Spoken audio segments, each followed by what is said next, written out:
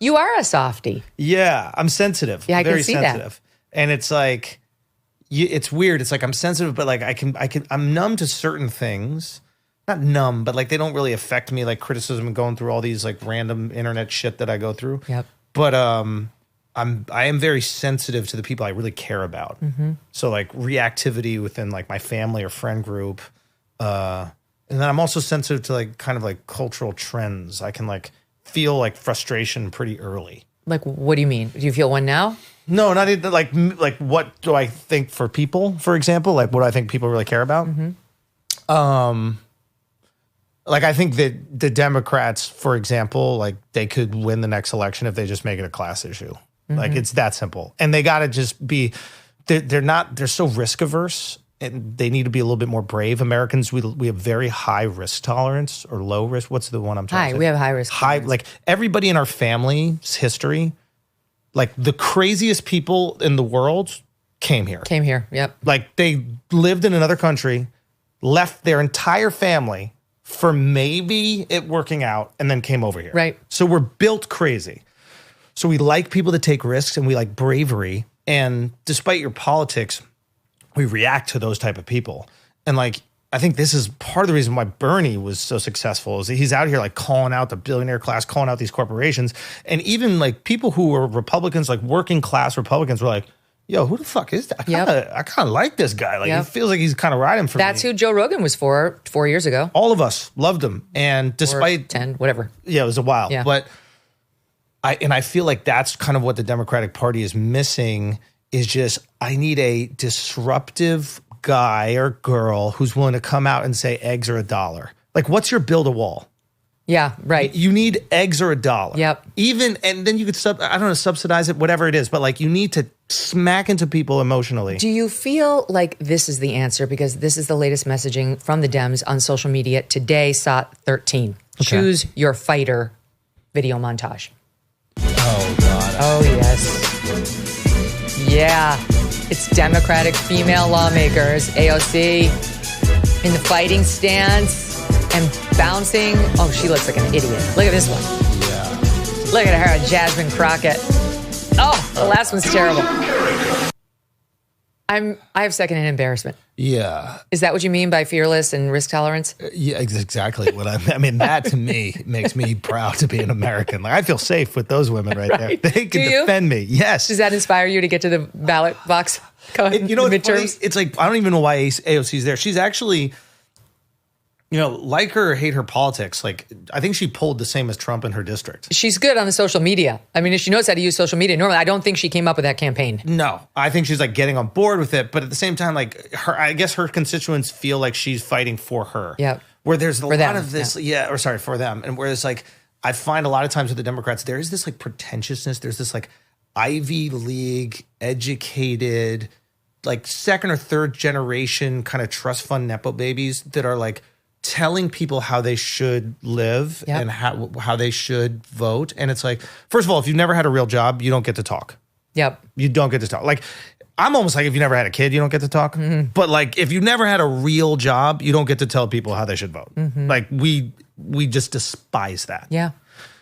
So what I think they have to do is get back in touch with the working class is very much make this a class issue, and you got to call out those people who are giving you money, which are these billionaires and these corporations that are donating, and they won't do it, and that's why they'll probably lose. But the first person in that party that calls it out, you're going to see the Bernie effect happen again. Well, I mean, the problem they're dealing with right now is they don't know how to handle Trump. They don't know how to behave properly. You know, they're way like don't even talk to them. We're debating the spoon. They're debating whether you should stand when the 13-year-old brain cancer-stricken boy gets honored. They didn't do it. There's a meme going on right now. I think Riley Gaines posted it saying they knelt for 8 minutes and 43 seconds for George Floyd. Yeah.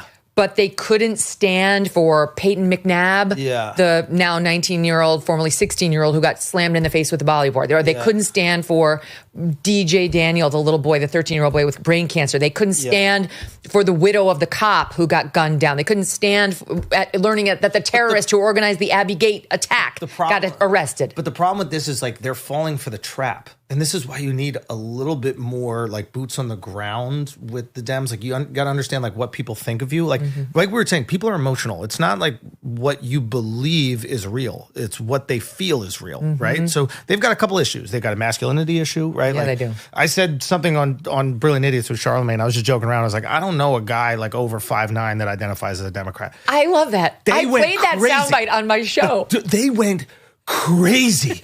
And I didn't realize it was going to be so reactive. And then afterwards, I was like, oh, wow, they have this deep insecurity that they're not seen as masculine. So that really tapped that insecurity. Well, then do something about it. Well, so you have to find a way to be masculine. You can be masculine and care for people. Yes. There's so many ways. Like, I'm a fucking kid who grew up in like an arts family in New York City. Like my whole family is Democrats. Like this is like, there's tons of very masculine Democrats. Yeah. Like shit, Bill was maybe too masculine. You know what I mean? Like there was a time where Democrats were getting laid and Republicans were like, how do you do this outside of the marriage? You got to wait for that. Is completely flipped. Yep.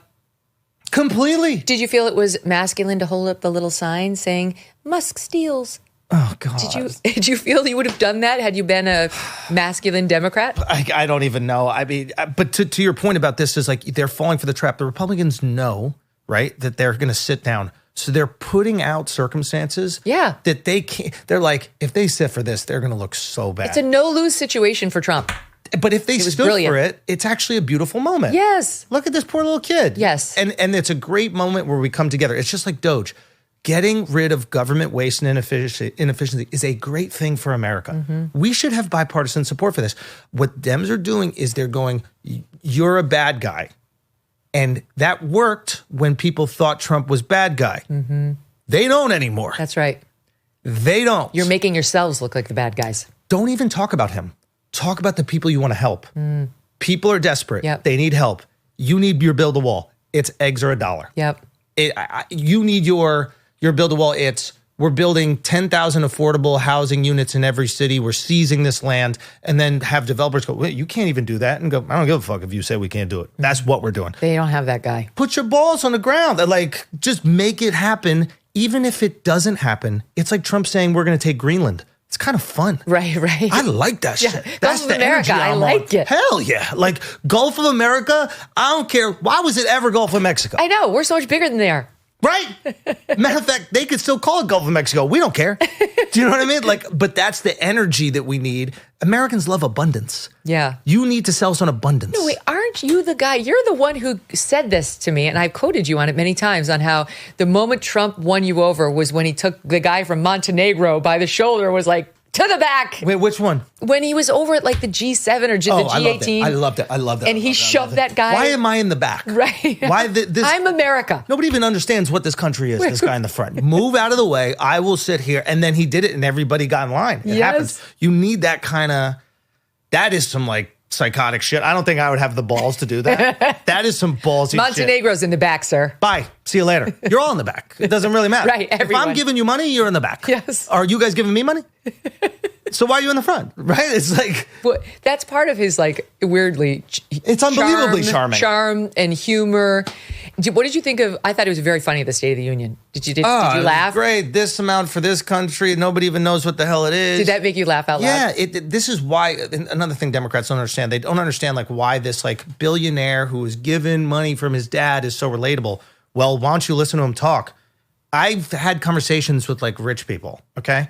They don't talk like that. Yeah. They're incredibly buttoned up, a lot of them, and concerned publicly about their image, and they're very deliberate about what they say. He don't give a fuck. No. When the Indian reporter was asking him the question, and he was just dibble-dabbling, and then Trump let him finish and go, I don't understand what the hell that guy's talking about. You know who says that? The guy on the construction site. And he called her Pocahontas at the State of the Union. This is how working class people talk. Yeah. This is like what we do. This is how we communicate with one another. So when we see it happen, we're like, oh wow, I relate to that human being. Again, emotional people. We're not Ben Shapiro, feelings, no facts. That's not what we are. We are, I what is it? Feelings don't facts? Ben says facts don't care about your feelings. Yeah. We're not the facts don't care about your feelings. Feelings are the only thing that matter. And when you communicate with me in a way that all my friends communicate, I start to feel like, I can kind of relate to you. And it doesn't matter how much you try to make that person radioactive because he's communicating and hitting me at my core. That's so true. It's why his background in construction really made him, despite his advantages in his family and when it came to money, so relatable because he spent his whole life around working class people. Exactly. And it's like, I say these things because I think America is at its best if we have two candidates that people really are having a difficult time deciding over. I don't want a system, right? Like I don't want a system. Like a lot of times there's this like good versus evil dichotomy. And it's like they almost want the Democrats to be bad and the Democrats want the Republicans to be bad. Like I want America to win. Yeah. That's the only thing I'm concerned. Whatever candidate loves America more, that's what I'm voting for. You don't go out and buy a life jacket when the boat is sinking, and you don't buy gold when the economy has already collapsed. Clearly, others are heeding this advice as gold hit all-time highs already this year. It's not too late for you, too, and you could have Birch Gold help you diversify into physical gold. Birch Gold specializes in helping you convert an existing IRA or 401k in whole or in part into a tax-sheltered IRA in physical gold, and for no money out of pocket. One recent 5-star review said Birch Gold was, quote, knowledgeable, helpful, non-pressure. Get your free info kit on gold by texting the letters MK to the number 989898. There is no obligation, just useful information. With an A+ rating from the Better Business Bureau and countless 5-star reviews, text MK to 989898 and let the experts at Birch Gold help you secure your future today with gold. Thanks so much for watching. If you like what you just saw, hit the subscribe button for more clips and full episodes.